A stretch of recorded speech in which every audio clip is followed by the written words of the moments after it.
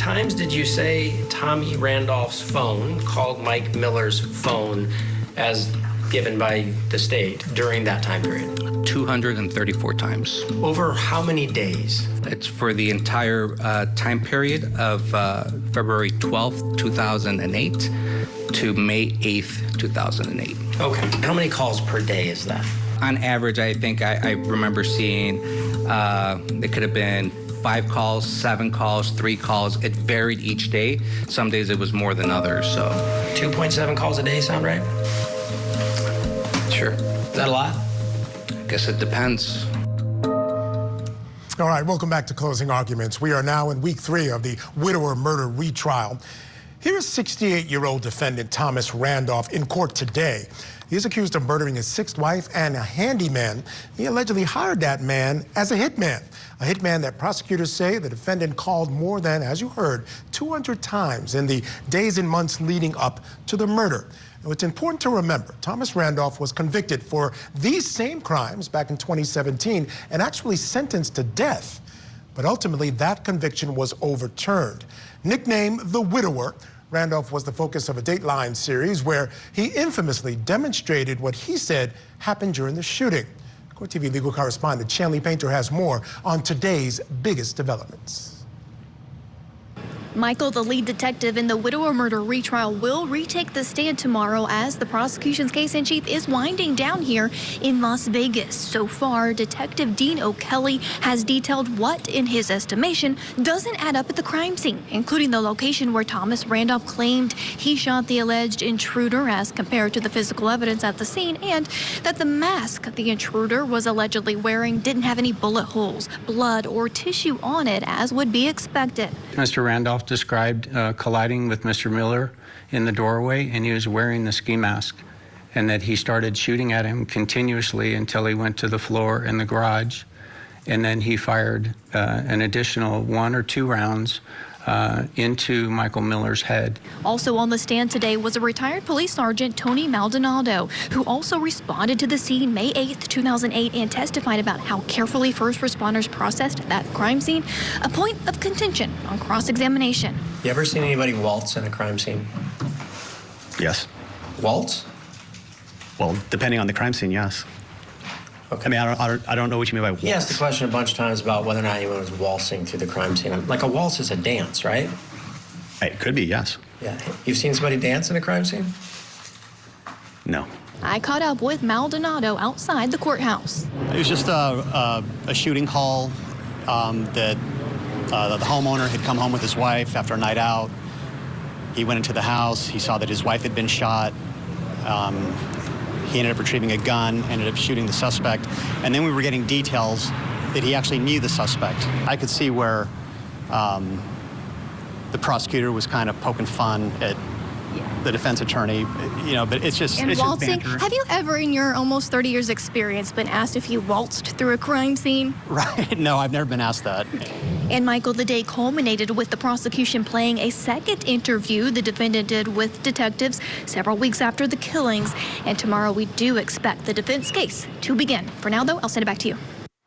All right, thanks to Shanley Painter for that report. The think tank is still with us. Let's bring back in criminal defense attorney Al Wunsch III, criminal defense attorney Darnell Crossland, and family law attorney Jennifer Brandt. Darnell, I'll start with you this time. Despite what we just saw there, a little sort of, I guess they were making light of a word like waltz. These are excellent attorneys in this case. But I tell you, as we look at the evidence brought out by the state, this time around they weren't able to bring in evidence of a similar situation many years ago that he was found not guilty of hiring a hitman to kill his wife. So they're relying on a number of other things. One of them, the most important things, are the discrepancies between his story and what showed up in the forensics and what some of the things that he told the detectives. And I submit to you, and I want to know what you think, some of the strongest evidence presented to this jury has been the detectives, and they argued this. The defense wanted to keep this out. He allowed all of these detectives to talk about all the things that they found odd about his story, what made them suspect him as being involved, why things didn't match up. And we all know that officers, they're held in high esteem by juries. I find that to be some of the most important testimony for the state. Your thoughts? So I can only tell you that when you do these type of trials, every situation is different. And in this particular case, as you set it up, they are relying heavily on what these officers' experiences has led them to believe. So you got to realize that these officers are testifying to what they think should have happened or what the discrepancies are. That leaves a lot of space for defense attorneys to challenge that. One of the things I usually do when an officer gets on the stand is I ask the really obvious questions. You weren't there, correct? And you're responding to a call that you got, correct?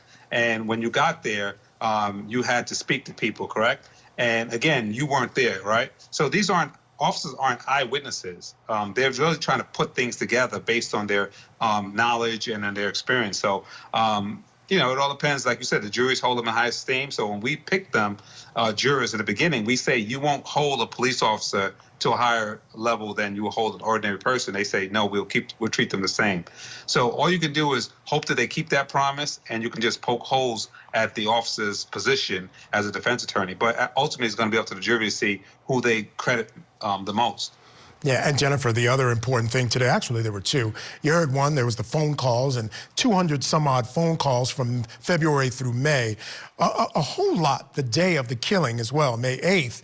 But also, the defense could kind of cut into that by saying if you sort of divide the days into that number of 212, you get between 5, 7, or 3, the different days, different calls. Doesn't sound too crazy, but still quite a bit for a man to be calling his handyman under those circumstances. But what I thought was really important today was the story that this jury has seen this defendant tell on tape says that the mask was still on this guy when he was shooting at him.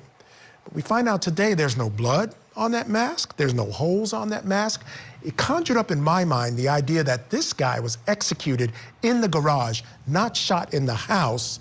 Very powerful images for this jury to take with them at the end of the state's case. Right, and I think, Michael, combined with everything else that we're hearing, the phone calls and all of that, it just doesn't add up, right? I mean, it wasn't an intruder. It seemed to be that why is he calling the handyman? And isn't it a coincidence that this handyman also ends up dead in his house, supposedly wearing a mask that has no evidence on it, no blood, no nothing. So the whole thing doesn't add up.